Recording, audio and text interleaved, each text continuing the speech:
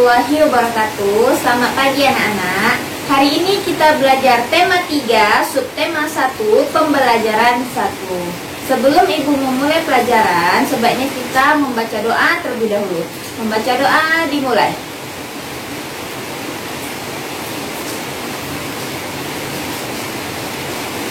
Baca doa selesai. Sebelum kita masuk ke materi pelajaran kita hari ini, sebaiknya anak-anak Ibu baca tujuan pembelajaran kita hari ini. Tujuan pembelajaran kita bisa anak-anak Ibu baca di samping itu.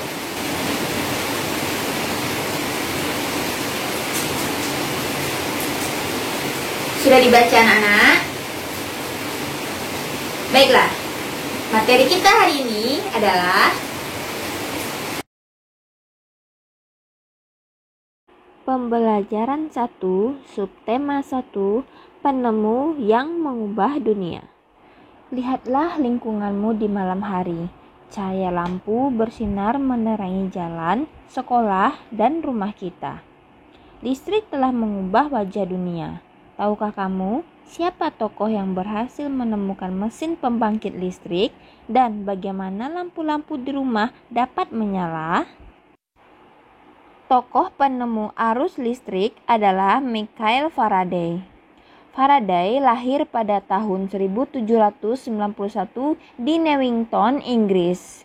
Dengan perjuangan keras dan semangat pantang menyerah, ia akhirnya berhasil membuat alat sederhana pertama yang dapat menghasilkan gelombang elektromagnetik.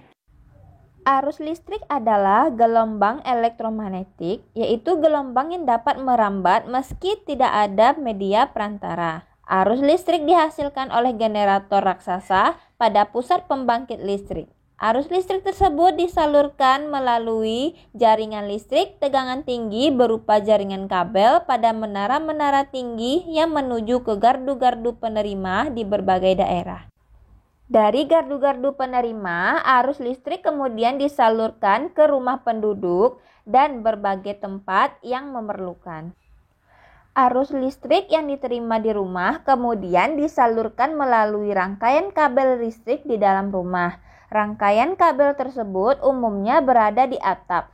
Rangkaian listrik di dalam rumah dapat berupa rangkaian seri atau rangkaian paralel. Rangkaian seri dan paralel merupakan jenis-jenis rangkaian yang dipakai untuk menyambungkan dua atau lebih komponen listrik sehingga menjadi satu kesatuan utuh. Bila dilihat dari cara penyusunannya, rangkaian seri disusun dengan cara bersambung atau sejajar dan rangkaian paralel disusun berderet. Contoh rangkaian seri dalam kehidupan sehari-hari adalah lampu senter. Pada lampu rumah terdapat rangkaian seri dan paralel. Betapa penting peranan listrik bagi kehidupan manusia. Tanpa listrik tentunya kita akan mendapatkan banyak kesulitan dalam mengerjakan aktivitas sehari-hari. Apakah anak-anak Ibu tahu bahwa senter memiliki komponen-komponen? Silakan perhatikan gambar berikut, ada nomor 1, 2, 3, dan 4. Nomor 1 itu adalah baterai. Fungsinya sebagai sumber arus listrik. Yang kedua itu adalah lampu reflektor. Fungsinya itu adalah untuk mengumpulkan cahaya. Yang ketiga ada saklar on-off. Fungsinya adalah untuk menghubungkan kawat terminal baterai dengan kawat bohlam. Yang keempat itu adalah gambar lempengan logam. Fungsinya itu sebagai penghantar arus listrik dari baterai ke lampu bohlam. Sekarang kerjakan tugas berikut. Kenali setiap bagian yang ada pada senter. Tulis nama komponen beserta fungsinya.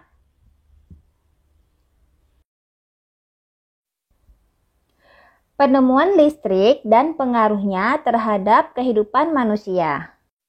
Apa perbedaan antara masa sebelum ada listrik dan setelah ada listrik? Sebelum ada listrik, belajar masih menggunakan lampu minyak. Setelah ada listrik, belajar menggunakan lampu listrik. Sebelum ada listrik, biasanya orang-orang mengambil air menggunakan timba tali. Tetapi setelah ada listrik, menggunakan mesin pompa air.